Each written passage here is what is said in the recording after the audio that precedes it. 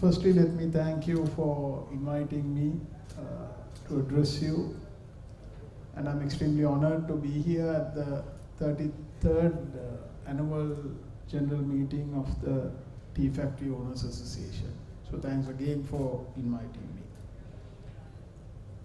I'm not a tea expert, neither an expert on the industry. But however, I may share some thoughts with you on the economy. Certain decisions what we have taken. Of course, the chairman was bringing out few points. I may not be in a position to answer right now. Maybe we can engage in the future. The Honorable Minister can take the lead in that. But however, the tea industry is of paramount importance to Sri Lanka, both historically and economically. It plays a significant role in the country's economy and culture. The Tea Factory Owners Association too plays an important role in the overall value chain of the tea industry and provides invaluable services to the tea smallholders sector, which is a major contributor to national tea production. By supporting key processes such as processing of green leaf, supply of agriculture inputs, provisions of finance, and extension services, the members of this association are a vital component of the tea industry in Sri Lanka. By extension, this sector and members of the association become key players in Sri Lanka's economic recovery efforts. For Sri Lanka to emerge from this crisis on a sustainable basis, non-debt creating foreign exchange inflows such as tea exports as well as other exports are very crucial. Thus far, the government has made significant progress in stabilization of the economy, but I must also say we have a long way to go. We can't take it easy right now. The economy is stabilizing. A positive message has been passed on. We are very confident by the end of the year there will be a greater stabilization of the economy. But however, we have a long way to go. Inflation has been brought down to 4% from 70% in September 2022. And we expect during this month it will further drop down to approximately around 2.5% to 3%. Foreign exchange liquidity in the banking system has been normalized, and imports such as fertilizer and crop protection are now readily available. The supply of essential imports such as fuel and cooking gas have been restored, along with uninterrupted power supply, enabling a return to normal economic activities. Interest rates have declined sharply. I know still you have complaints. With the 1-year treasury bill yield dropping to 13% from over 30% in 2022. From the Ministry of Finance or the Treasury had to locally borrow, since we did not have access to the international capital market, at the rate of 30% for many of the months during the last year. But it is now dropping and we are happy about it. The Sri Lanka's recovery focuses on deep economic reforms, addressing the core structural vulnerabilities in the economy. Fiscal weaknesses has been the primary driver of macroeconomic volatility in Sri Lanka, and weak government revenue generation contributed to public debt reaching unsustainable levels. To address this, the government implemented a major tax reforms that enhance tax rates in a progressive manner. But we do understand we need to strengthen our tax administration system. I think there were concerns raised by the chairman also. We can have a discussion on that and see how best we could assist you in a better way. But however, we have to stabilize and strengthen the economy first. Along with stringent management of expenditure, the revenue enhancement has enabled a primary surplus in the first quarter of 2023. Sri Lanka intends to continue its fiscal consolidation program until a primary surplus of 2.3% of the GDP is achieved from 2025 onwards. The government intends to lock these fiscal gains by bringing in legislation in the form of a Public Finance Management Act by the end of 2023. It's with the legal draftment. It's been discussed. Basically, we have finalized, so we are waiting for the legal draftment department to come back to us on that, which will introduce robust fiscal rules and disciplines on fiscal transparency and public finance governance. Another key source of past macroeconomic instability has been monetary accommodation of fiscal largesse. I don't want to explain more about that. You have experienced, the country has experienced the negative impacts on that. The central bank has consistently provided direct funding to the government, allowing fiscal authorities the space to overextend the budget.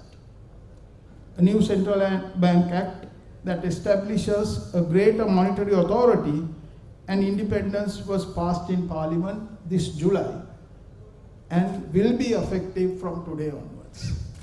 It will be implemented from today onwards. This act prohibits monetary financing of the budget except under very exceptional circumstances. A key reform to establish microeconomic discipline and provide the legislative framework for inflation targeting. So if we want central bank financing in the future, the Parliament together will have to decide and agree upon to which extent the government can get the support of the central bank for financing. Going forward, the Parliament recently approved a couple of more new legislations introduced by the government, such as the anti-corruption law and the Parliamentary Budget Office to enhance transparency and accountability. Sri Lanka is addressing long neglected vulnerabilities in state-owned enterprises. Cost-reflective pricing was introduced in fuel and in electricity. With competition being introduced in petroleum retail and unbundling of the electricity monopoly, the gains are expected to be locked in over long term. The government is also in the process of restructuring state-owned enterprises. Basically, in the future, the policy of the government would be our economy will be driven by the private sector like you. So the government will only act as a regulatory authority. While such reforms have faced public opposition initially, in a post-crisis environment, there has been greater public understanding of the necessity of these reforms and the need to break from bad practices of the past. The next important step in our journey to sustainable recovery is for Sri Lanka to finalize the restructuring of its debt. This is crucial for the country to restore its external credit ratings and regain access to global capital markets, providing greater stability to external balances.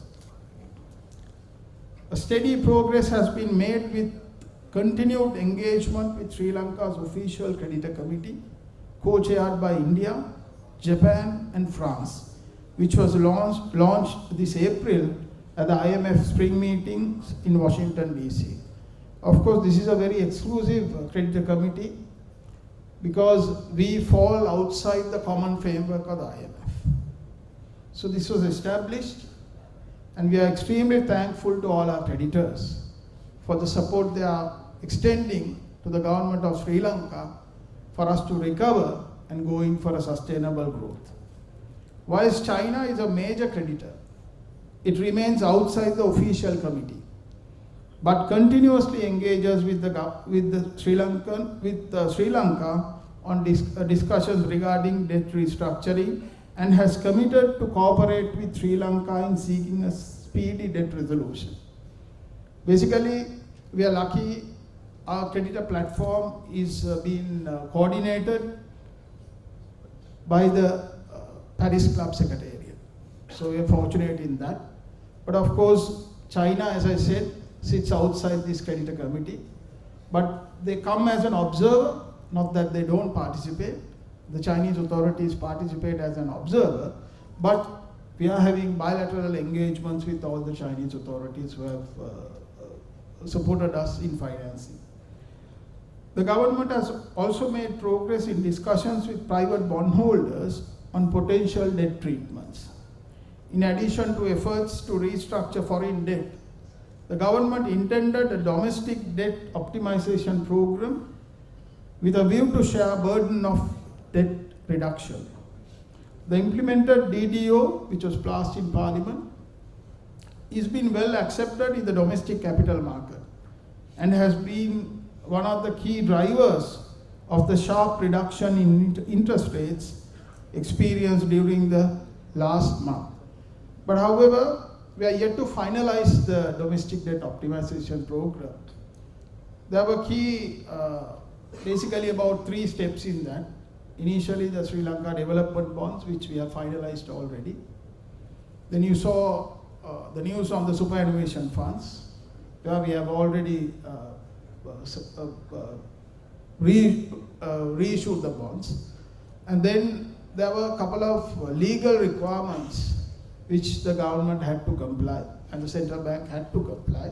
So we are in the process of complying, and within the next couple of weeks, we are in a position to finalize our domestic debt optimization program fully.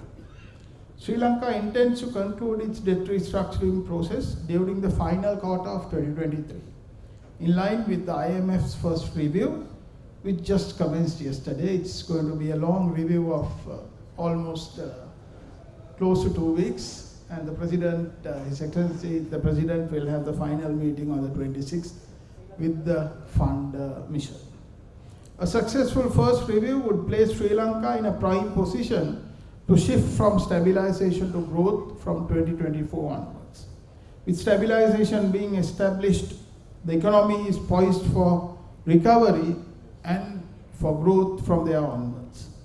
It is crucial that this growth is led by exports of goods and services, tourism, FDIs, and other non-debt creating inflows. This would provide Sri Lanka with the forex resources to service debt obligations on a sustainable basis. The tea sector is an important export crop of the country. Measures to improve productivity, quality, and value addition must be at the forefront of efforts in order to enhance Sri Lanka's position in the global tea market and enhance export proceedings.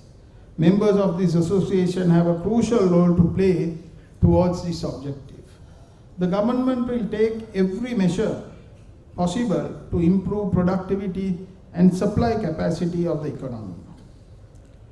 Measures are being taken to free up state-owned land for productive economic activities. This is something which the government is very serious on. The draft amendments to the employment law will identify means to improve labor productivity across the economy.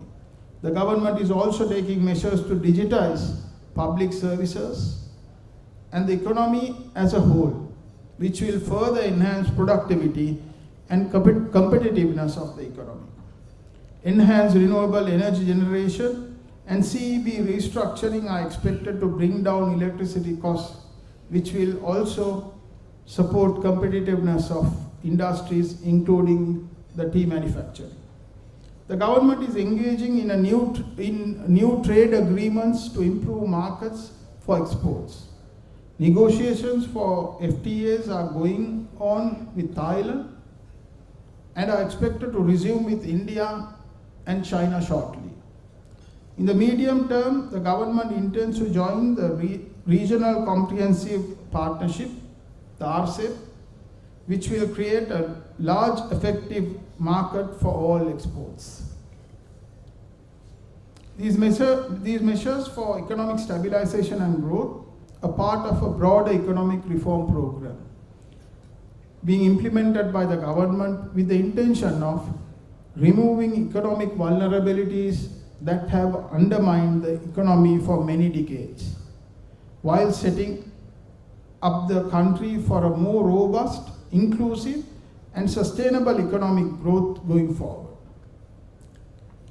Sectors such as tea exports and drivers of this sector, such as your esteemed association, are at the forefront of this effort in expanding exports and supporting Sri Lanka's return to macroeconomic sustainability.